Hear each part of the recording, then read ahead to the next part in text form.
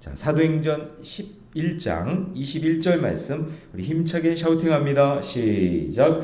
주의 손이 그들과 함께 하심에 수많은 사람들이 믿고 주께 돌아오더라. 주의 손이 그들과 함께 하심에 수많은 사람들이 믿고 주께 돌아오더라. 주의 손이 그들과 함께 하심에 수많은 사람들이 믿고 주께 돌아오더라. 사도행전 11장 21절 말씀. 아멘. 할렐루야. 네, 오늘 함께 읽은 귀한 말씀을 가지고 주의 손이 함께 하시며, 주의 손이 함께 하시며 라는 제목으로 하나님 말씀 함께 나누겠습니다.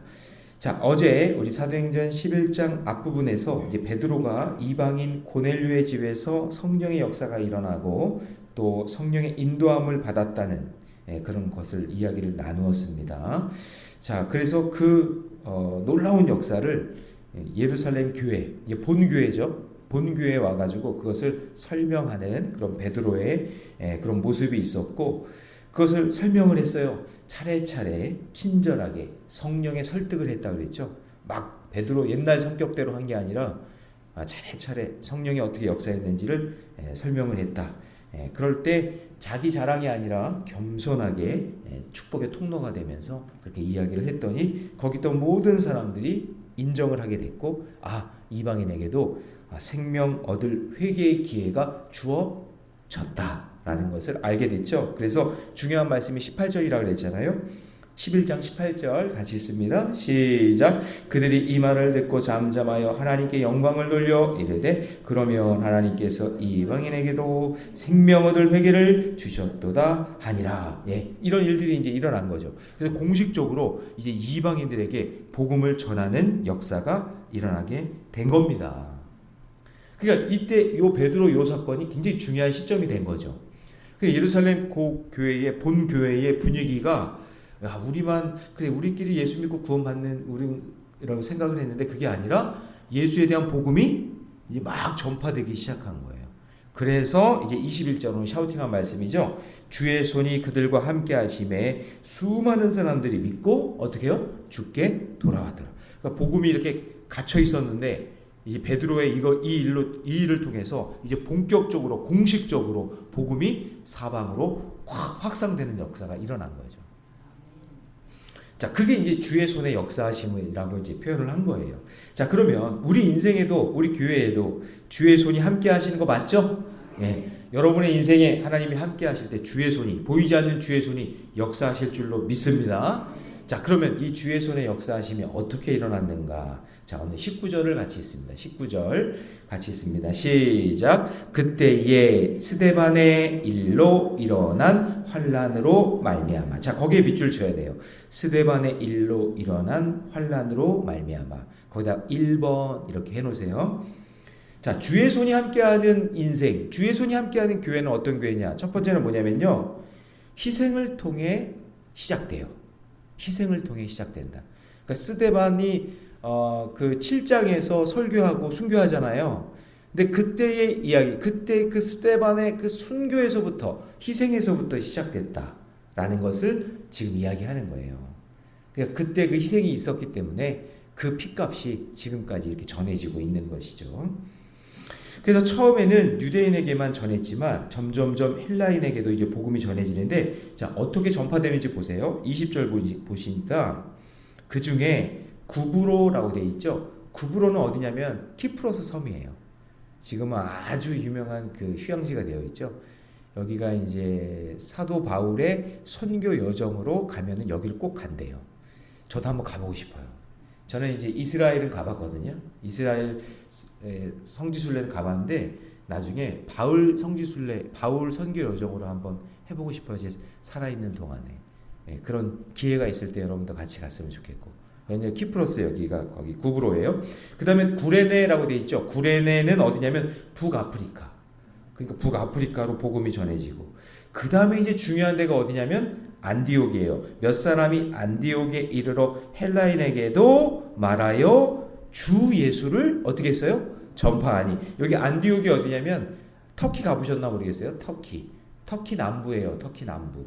그러니까 복음이 그냥 막 사방팔방으로 막 전해지기 시작한 거죠. 누구의 희생으로? 스데반의 희생으로. 그렇게 전해졌다.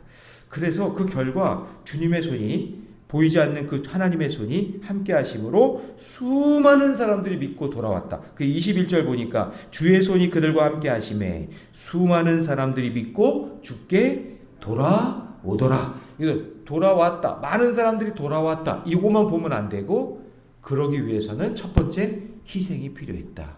그것을 우리가 기억했으면 좋겠어요. 그래서 여러분 하나님의 손을 경험하려면 하나님의 보이지 않는 손을 경험하려면 내 손이 가만히 있으면 안 돼요. 보이지 않는 주님의 손이 역사하려면 내 손에 희생이 있어야 돼요.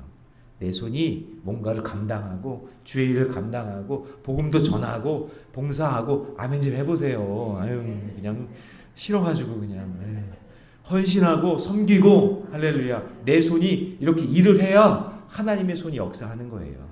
이게 근데 그러면은 목사님 하나님 손이 우리가 막 뭔가 뭐 일을 하고 막 공로를 막 하고 막 이렇게 우리가 뭔가를 해야 이루어지나요? 그게 아니라 그게 함께 간다 그런 얘기예요. 아니 스데반이 희생한 거 맞잖아요.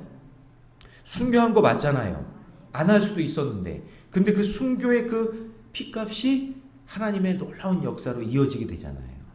여러분 혹시 줄탁동시라는 말 알아요? 줄탁동시. 그러니까 뭐냐면 줄탁 그게 뭐냐면 쪼는 것과 이렇게 막 부비는 건데 병아리 달걀이 있는데 엄마가 품잖아요. 근데 이 품은 이 달걀이 거기서 병아리가 나올 때 엄마도 병아리가 나오도록 이렇게 쪼아주고 그 안에 있는 병아리도 같이 쪼으면서 어미닭하고 아기닭 이상한데 병아리 어미닭과 병아리가 같이 쪼으면서 거기 탄생한다는 얘기예요. 그러니까 혼자 하는 게 아니라 같이 한다. 그걸 줄탁동시라고 하는 거예요. 가르치는 사람이 있으면 배우는 사람이 있죠. 그러면 가르치는 사람도 열심히 해. 근데 배우는 사람도 열심히 해야 거기서 시너지 효과가 나타나잖아요. 혼자 막 외치고 혼자 열심히 하는데 이게 옆에서 안 도와주면 소용이 없는 거잖아요. 그러니까 하나님의 손의 역사함도 하나님의 열심이 있지만 우리 인간이 그 뜻을 알아서 같이 할 때 놀라운 역사가 일어난다. 그거를 줄탁동시라고 이야기해요. 그냥 이런 거예요. 그러니까 여기서 19절에서 스데반이 희생을 했지만 그 희생이 없었다면 하나님께서 역사하시는 일들이 일어나는데 큰 일들이 일어나는데 막힘이 있었겠죠. 근데 여기서 스데반이 하나님 뜻을 알고 하나님이 복음 전파하기 원하시는구나 알고 스데반이 희생하니까 같이 쪼으니까 거기서 놀라운 역사가 일어난 거죠. 그거예요. 그거. 그래서 여러분 보면 이런 거죠. 성경 속에서 예를 들면 모세가 그 무시무시한 바로왕 앞에 섰기 때문에 자기 희생이 있었죠. 아니 이스라엘 백성들 히브리 백성들 구원하는 일에 모세가 하나님께 쓰임 안 받고 저 안 할래요. 저 안 해요. 저 안 해요. 이렇게 해버리면 소용없는 거잖아요. 그런데 모세가 두려운 마음이 있지만 자기 말도 못하지만 근데 그 두려운 마음 가지고 당당하게 바로 애굽의 왕 바로 앞에 딱 서니까 거기서부터 하나님께서 역사하기 시작하잖아요. 그래서 우리의 희생도 함께 가야 된다. 자, 적용 질문 드립니다. 난 혹시 헌신과 수고 없는 열매를 기대하고 있지 않습니까? 여러분 우리가 충성스럽게 복음을 전할 때 우리가 알지 못하는 보이지 않는 하나님의 손이 역사함이 일어날 줄로 믿습니다. 여러분의 인생에 여러분의 가정에 우리 교회에 그런 일들이 줄탁동시 이런 일들이 일어나기를 주님의 이름으로 축원합니다. 자, 두 번째 주님의 손이 함께하는 인생은요 공동체가 건강하게 세워지는데 자 여러분 이제 보세요. 오늘 주목해야 될 교회가 안디옥 교회예요. 안디옥 교회 22절 같이 있습니다. 시작. 예루살렘 교회가 이 사람들의 소문을 듣고 바나바를 어디에 보내요? 안디옥까지 보내니. 안디옥 교회가 그 지금 터키 남부 지역인데 엄청나게 부흥하고 있다는 소식을 들은 거예요. 복음이 전해지니까. 그러니까 그게 진짜 사실인가? 이때 당시에는 직접 가서 봐야 되잖아요. 그러니까 바나바가 파송받아서 거기를 한번 가본 거예요. 진짜 그런가? 그랬더니 23절 같이 있습니다. 자, 다 같이 시작. 그가 이르러 하나님의 은혜를 보고 기뻐하여 모든 사람에게 굳건한 마음으로 주와 함께 머물러 있으라 권하니. 자, 여러분 거기 밑줄을 쳐야 돼요. 어디 하냐면 주와 함께 머물러 있으라 권하니. 여기다 2번. 자, 여기 보세요.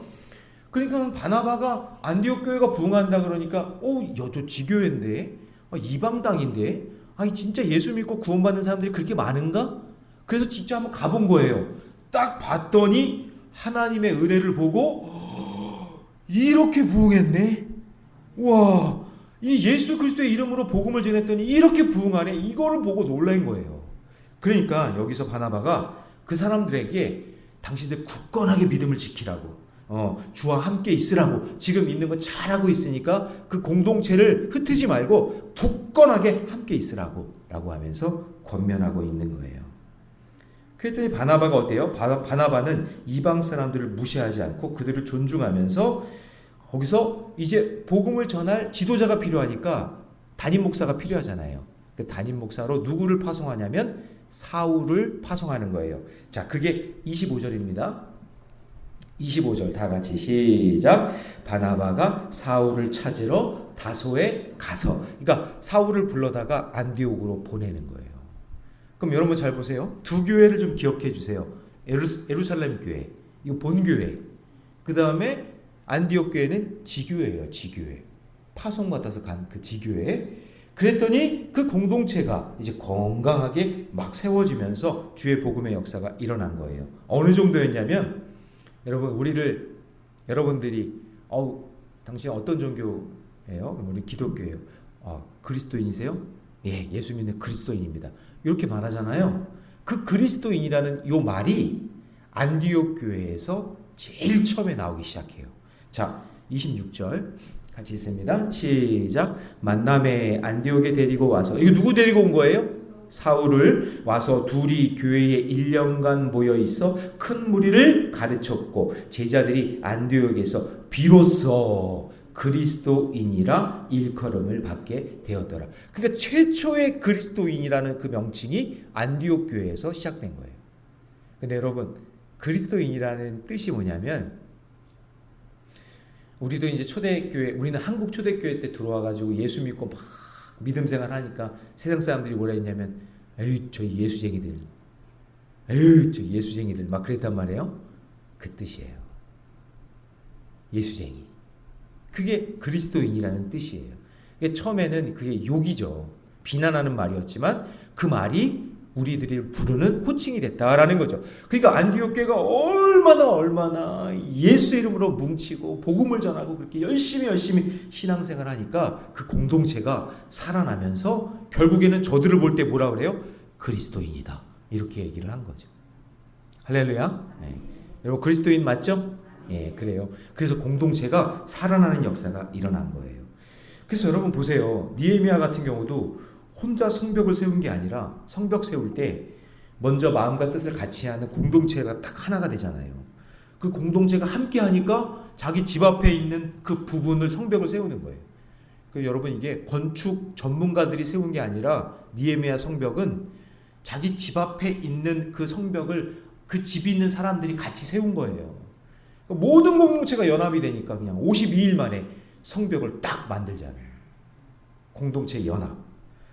그리고 이제 다윗 같은 경우도 보면은 그 쫓겨가지고 광야로 도망가잖아요. 그 광야에 도망가서 아무도 없는 줄 알았더니 아니 웬걸 광야에 갔더니 환난당한 자, 빚진 자, 억울한 자, 원통한 자, 소외당한 자 그런 사람들이 꼭 광야에 있는 거예요. 그럼 그런 사람들 모아가지고 같이 기도하고 예배하고 막 말씀 듣고 그러면서 다윗의 그 공동체를 뭐라 그래요? 아둘람이라고 그러잖아요. 아둘람.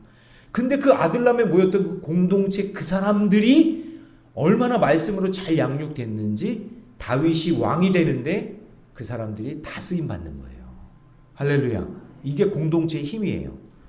그러니까 초대교회는 뭐 별의별 사람들이 다 모였겠죠. 그 안디옥 교회에 이방 사람들이. 그런데 그 이방 사람들로 말미암아 아주 튼튼한 예수 믿는 공동체가 만들어졌다라는 거죠. 자, 그러면 적용 질문 드릴게요. 나의 신앙은 외로운 홀로 신앙입니까? 아니면 함께하는 공동체 신앙입니까? 네, 여러분, 나만 신앙생활하는 게 중요한 게 아니에요. 물론 어쩔 수 없어서 지금 그럴 수는 있겠지만 내가 아니라 나를 통해서 가정이 일어나고, 할렐루야, 예, 교회가 일어나고 교회 전체 공동체가 함께 일어나는 역사가 우리 교회 안에, 여러분 가정 안에 있기를 주님의 이름으로 축원합니다. 그래서 제가 신앙의 일치 이거를 그렇게 외치는 거예요. 그러니까 이런 일들이 일어나요. 내가 예수 그리스도를 믿고 믿음으로 살아가면 내 주변에 공동체가 살아나는 역사가 일어날 줄로 믿습니다. 예. 저희 집도 보니까 제가 얘기했잖아요. 큰아버지들이 전부 다 단명하셨다고, 객사하고. 저희 아버지가 이제 80이 넘었는데 이렇게 오래 사는 거는 기적 같은 일이래요, 진짜. 전부 다 그냥 단명하는데. 근데 왜 그러냐면 예수가 들어오니까 술 끊고 담배 끊고 그렇죠? 규칙적인 믿음 생활하고 이러니까 건강해지는 거죠. 할렐루야. 예. 그러면서 가족 공동체가 믿음으로 살게 되고 예수 믿는 사람들이 하나둘씩 생기게 되고 그런 거예요. 그러니까 조바심 낼 필요는 없어요. 내가 예수 믿고 믿음의 길을 걷다 보면 하나님께서 그 공동체를 살아나게 하실 줄로 믿습니다. 예. 그런 역할 감당하는 그리스도인이 되시기를 주님의 이름으로 축원합니다. 자, 마지막 세 번째, 주의 손이 함께하는 인생은요. 자, 여러분 보세요. 27절에 보니까 그때의 선지자들이 예루살렘에서 안디옥에 이르니, 안디옥에 사람들이 막 모여들기 시작해. 그 소문을 한번 들어보려고. 그리고 또 이런 것도 있었겠죠. 안디옥에 부흥한데, 그래? 부흥의 비결이 뭐야? 그래서 그거 배우려고 이제 막 사람들이 모여들었겠죠. 우리 교회도 그랬으면 좋겠네. 모리네교회 부흥했대. 부흥의 비결이 뭐야? 사람들 구경 오고. 그럼 제가 겸손하게, 저희는 말씀과 기도뿐입니다, 이렇게 말하는 날이 왔으면 좋겠네. 자, 그런데 28절 한번 보세요. 28절 같이 있습니다. 다 같이 시작. 그 중에 아가보라 하는 한 사람이 일어나 성령으로 말하되 천하에 큰 흉년이 들리라 하더니 글라우디오 때에 그렇게 되니라. 자, 안디옥 교회 사람들이 모여들기 시작했는데 막 성령의 은사가 일어나고 막 능력이 나타나기 시작한 거예요. 그 중에서 아가보라는 사람이 예언을 하는 거예요. 이제 큰 흉년이 일어날 것 같다. 자, 이게 부정적인 메시지가 아니라 이 사건을 통해서 역전이 일어나요. 어떤 역전이 일어나냐면, 자 보세요. 세 번째 주제는 뭐냐면, 자, 아가보에다가 밑줄을 치세요. 아가보에다가 밑줄을 치고 큰 흉년, 거기다가 3번이라고 번호를 매겨주세요. 큰 흉년 28절. 자, 여러분 저를 보세요. 이 큰 흉년이 사건이죠. 안 좋은 사건이죠. 큰 흉년이니까. 그런데 이 큰 흉년을 어떻게 사용하시냐면, 사람들이 흉년이 온다? 그러면 흉년이 온다면 준비해야 되잖아요. 대비해야 되잖아요. 아직 온 거는 아니지만 큰 흉년이 들리라 했으니까. 아직 온 거는 아니지만 큰 흉년이 올 거예요. 그런데 안디옥 교회는 이미 엄청난 부흥을 경험했기 때문에 막 차고 넘치는 거예요. 사람도 차고 넘치고 막 재정도 차고 넘치고 모든 게 넘치고 있는 거예요. 그런데 본 교회인 예루살렘 교회는 너무나 힘들고 어려운 상황이 된 거예요. 안디옥 교회는 막 차고 넘쳐가지고 지교회인데 막 부흥이 일어나서 막 차고 넘치고, 본 교회였던 예루살렘은 흉년이 거기서부터 시작이 됐는지 모르겠지만 막 힘들고 어려운 상황이 된 거예요. 자, 그러니 넉넉한 이 상황 속에서 안디옥 교회가 어떻게 하는지 보세요.